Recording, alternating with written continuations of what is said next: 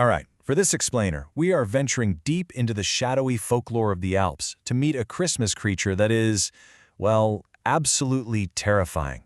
If you think getting a lump of coal in your stocking is bad, just wait. You need to hear about Santa's demonic, child-snatching partner. So you know Santa Claus, right? Of course you do. The jolly old man who brings gifts. But for centuries, he didn't ride solo. Oh no, a much, much darker figure was always lurking in his shadow, one whose job wasn't to reward, but to punish, a creature they call Krampus. You have to admit, it's a pretty perfect, if terrifying, balance. While good old St. Nick was handing out sweets and toys to the good kids, Krampus was the muscle. He was the enforcer. His entire job was to deal with the naughty children, and let's just say his methods were a little on the brutal side. And the folklore gets incredibly specific about what he looks like. I mean, this isn't just some generic boogeyman. Krampus is a full-on nightmare hybrid. He's described as this towering, hairy, half-goat, half-demon thing, with huge, sharp horns, a long, disgusting, serpent-like tongue. Every single detail was designed to create a figure of pure terror for any kid thinking of misbehaving. And the accessories he carries? Just as menacing. He's got a bundle of birch branches, and not for a festive decoration. They're for whipping. He drags these rusty chains, which are meant to symbolize the binding of the devil by the church. But the worst part, by far, he carries a huge sack or a basket on his back, with the very clear threat that the really bad kids, they get stuffed inside and hauled away to his lair for good. So, a question you might be asking is, where in the world did a figure this terrifying actually come from? And this is where the story gets really, really fascinating, because the true origins of Krampus, they are hotly debated. Okay, so the most common story, the one you are going to see pretty much everywhere you look, is that Krampus is an ancient pagan relic, a figure that somehow survived all the way through the Christianization of Europe. This theory connects him to all sorts of pre-Christian traditions, like winter solstice rituals and horned gods of nature, and the idea that he's the son of Hel, the actual Norse goddess of the dead. That's a detail that gets thrown around a lot. It makes him sound ancient, primal, and incredibly powerful. But is that the real story? Well, lately historians and folklorists have started to really push back on that popular story. They're asking a pretty important question. Is there any actual ancient evidence for this? Or are we just repeating a story that's actually a lot more modern than we think? Because when you actually look at the timeline, this direct link to some ancient horned god isn't ancient at all. The whole idea really took off in the 20th century, thanks in large part to a now discredited theory about a surviving witch cult in Europe.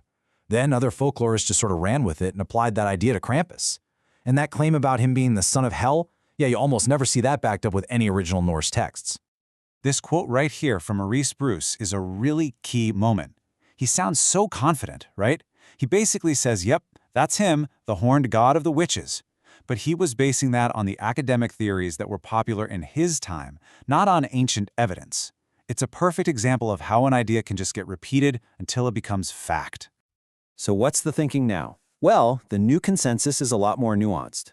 The idea is that while the elements of Krampus, the horns, the fur, the wildness, probably do tap into much older folk beliefs, the specific character of Krampus himself, the one who is literally chained to St. Nicholas, seems to be a much later invention, probably from around the 16th century. It was likely a way for the church to take these wild folk rituals and kind of absorb them into a Christian narrative.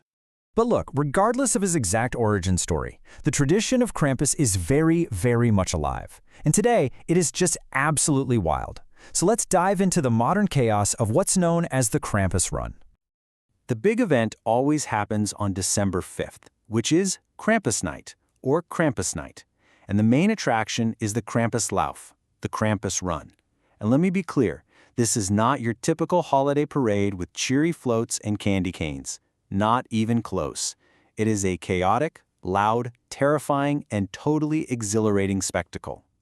So how's it work? First, you get dozens, sometimes hundreds, of people who suit up in these unbelievable, hand-carved, often terrifying costumes. Then, they basically just storm through the town, rattling their chains, ringing their bells, making as much noise as possible. The whole point is to just run wild and playfully terrorize everyone who came out to watch. And the scale of these things can be absolutely staggering. We are not talking about a few guys in costumes. Back in 2008, a single run in Austria had over 1,000 Krampuses participating. Just try to imagine that for a second, 1,000 of these horn monsters running through your town square. Now here's the crazy part. For a long time, this was just a local Alpine tradition. But in the last couple of decades, something changed. Krampus has had this massive global comeback. He's gone from a regional folk figure to a full-blown international pop culture icon. And as he's gone global, his role has totally shifted. Traditionally, he was this chained devil, right? He was scary, for sure, but he was still under the control of St. Nicholas. He was a sidekick. But in modern pop culture, he's often shown as Santa's dark equal, an ancient, independent evil. It's a huge change from the original folklore. And you can just see how much his popularity has exploded beyond his traditional home turf. I mean, it's still huge in places like Austria and Germany, of course. But now, Krampus runs and festivals are popping up all over the world, especially in the United States. It's all fueled by movies, TV shows, the internet, and just this growing fascination we seem to have with darker folklore. So, this all brings us to the biggest question of all. Why now? Why is a Christmas devil suddenly so popular in the 21st century? I mean, what does his massive comeback really say about us? Well, there are a few pretty compelling theories. For a lot of people, Krampus is the perfect antidote to the super sweet, hyper-commercialized Christmas we're all used to. He brings back a little bit of danger, a little bit of authenticity, a balance between light and dark.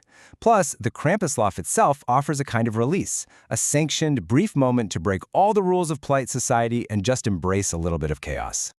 And this quote, I think it just gets to the absolute heart of it. In an age of perfectly curated social media feeds and relentless holiday cheer, the appeal of a figure who is unapologetically dark and primal is stronger than ever. Krampus represents a more complex, and maybe even a more honest, version of the holiday season. So ultimately, Krampus kind of holds up this dark mirror to our modern Christmas. His return forces us to ask what we're really looking for in our holiday traditions, and maybe more importantly, why the shadow of Santa Claus has suddenly become so incredibly appealing.